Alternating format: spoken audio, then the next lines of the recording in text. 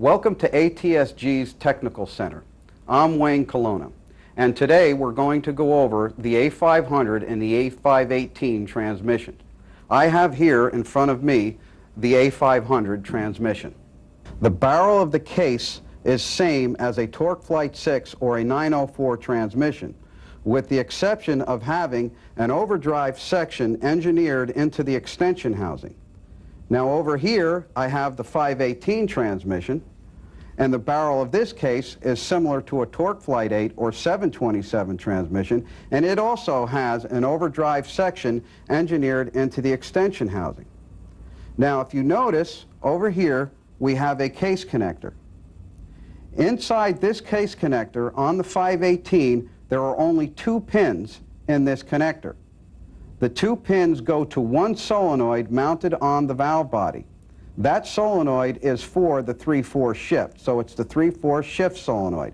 Now this case connector, as I said, had 2 pins in it, and the 500 and 518 transmissions came out in 1988. Now, in 1992, the 518 has 3 pins in it because that is when they added a converter clutch solenoid. So a 518 will have a case connector with either 2 pins in it or 3 pins in it, depending on what year it is. So the 88, 89, 90, and 91 518s will not have a converter clutch solenoid. Now over here on the 500, visibly you can see that the case connector is larger because it does contain 3 pins. These 3 pins go to 2 solenoids on the valve body. One is for the 3/4 shift solenoid and one is for the lockup solenoid. And this started in 1988, so all 500s will have 3 pins located in the connector.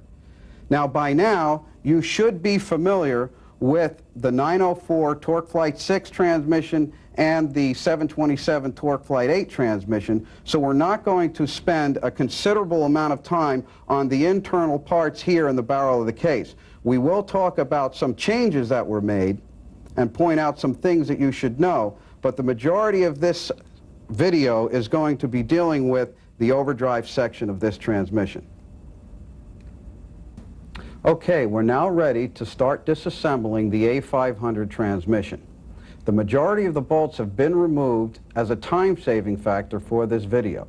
Now the first recommended procedure in disassembly is to remove the neutral safety switch from the case so as to prevent any damage from the pins located inside this switch.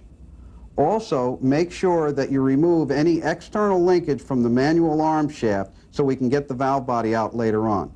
And the next step would be to remove the overdrive section from the case. With the 7 extension housing bolts removed, the overdrive section can be pulled from the back of the case. Once the overdrive section has been removed, you now have access to the bearing, to the overdrive piston shim, and we can remove the overdrive piston from the back of the case. Notice that there is not a governor here like a TorqueFlite 6 or a TorqueFlite 8. We now have an overdrive piston retainer in the back of the case, and the governor is located in the overdrive section in the extension housing, and here are your governor tubes, both feed and return. Now that the overdrive section has been removed, we can move the overdrive section to one side of the bench and start taking apart the barrel of the case. With the overdrive section removed, we now can start disassembling the barrel of the case. The first step would be to remove the pan.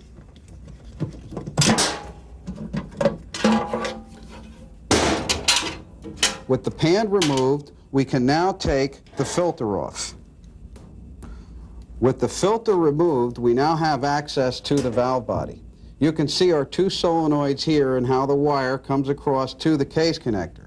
Now when it comes time to removing the valve body, we need to be very careful because the case connector that we saw previously is part of the solenoid assembly which is mounted to the valve body. And sometimes corrosion gets around the plastic case connector, and when we remove the valve body we can snap the connector. So you may have to take a soft mallet and gently tap on the connector as you lift the valve body out of the case. Here you can see the connector, and this will snap if you're not careful. With the valve body removed, we now can take the accumulator spring and piston out of the case. We can loosen the band and remove the strut. Now we are ready to begin removal of the internal components. We have installed a slide hammer into the pump for removal.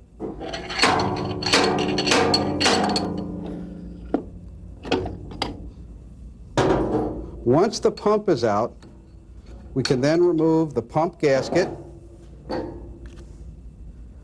the forward and direct drum, the band, and now we have a washer.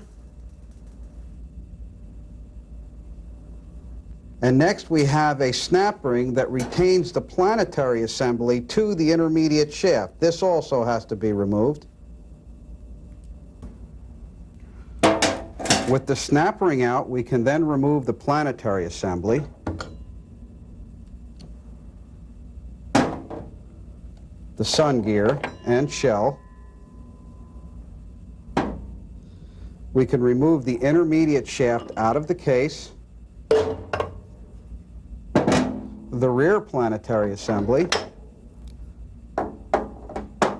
the rear internal ring gear, and rear drum. With the snap ring removed, we can then remove the washer, which is keyed to the drum, and we can then remove the rear drum assembly,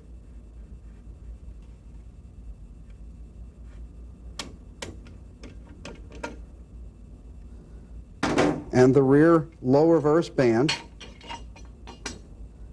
And now we have all the internal components removed from the barrel of the case. With the internal components removed, we are now ready to remove the intermediate servo assembly,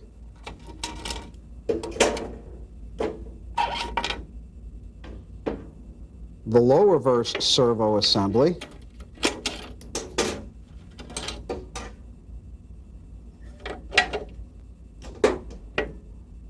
the one-way clutch in the back of the case,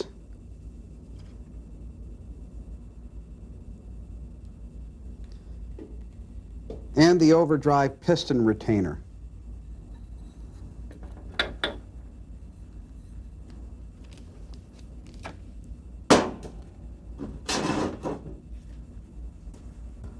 With the internal components disassembled and displayed on the bench, you can see that it's very similar to the Torque Flight 6 or 904 transmission.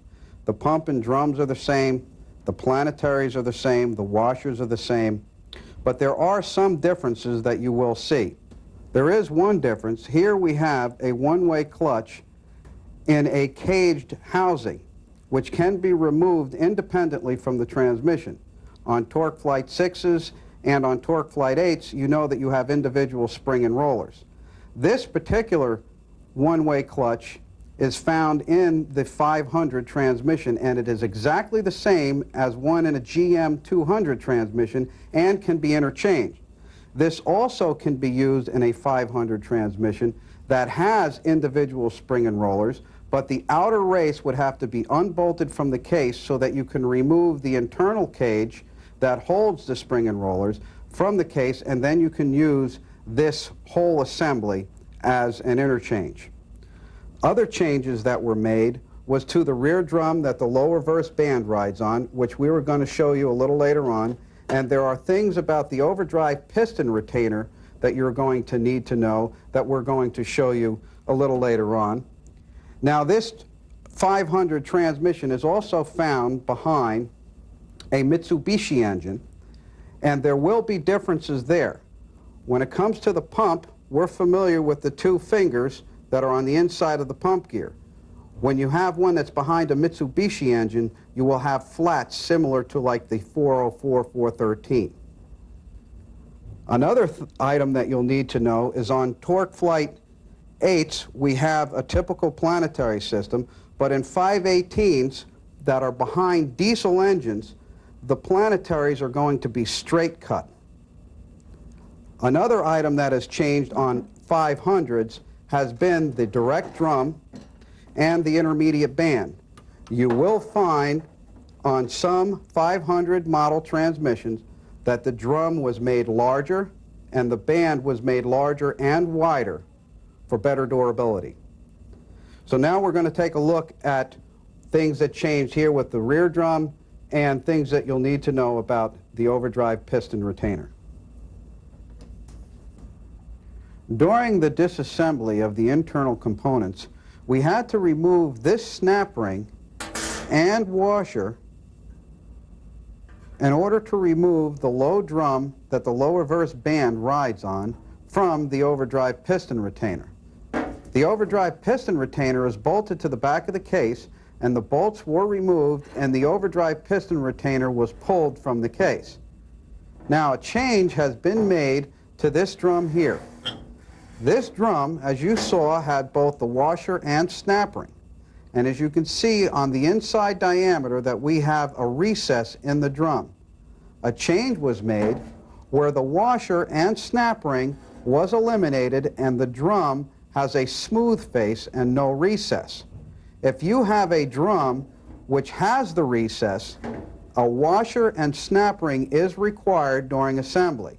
If you obtain a drum that does not have the recess but has a smooth face, you do not need either the washer or the snap ring. With the overdrive piston retainer removed from the case, there is one item that definitely needs to be checked during overhaul, and that is this orifice screen that's staked in place in back of the overdrive piston retainer. If this orifice screen blows out of the retainer, you will have premature failure of the overdrive clutches. If you are missing this orifice, you can replace it with part number 4412583. When installing the new orifice, be sure that you stake it into place properly. In this next segment, Wayne will take us through the teardown and reassembly of the overdrive section of the transmission. During this segment, tips on how to identify the overdrive direct clutch drum for the proper number of frictions and steels will also be shown. As you can see, there were not many differences to the internal components that we saw in the A500 in relationship to the 904. And the same is true with the 518 in relationship to the 727. So the whole overhaul procedure would be the same, inspecting the planetaries for excessive wear in the pinion gears, looking at your bushings and changing your rubbers and your frictions and your steel plates and so forth. So now we are ready to disassemble the overdrive section on this 500. The first thing that we would need to do is remove the round retaining snap ring. All this does is retain the overdrive clutch plates into the housing for assembly purposes. The next step would be to remove the overdrive clutches. Once we have the overdrive clutch pack removed, we now have access to the two snap rings at the bottom of the pack. The first snap ring that needs to come out is the wavy snap ring used as a cushion, and the second snap ring that needs to come out is the flat snap ring. Before the overdrive assembly can be removed from the extension housing, we will have to remove this plate to gain access to a retaining snap ring. Once the plate is removed, we now have access to the retaining snap ring. So we'll take our snap ring pliers and we'll spread the retaining snap ring.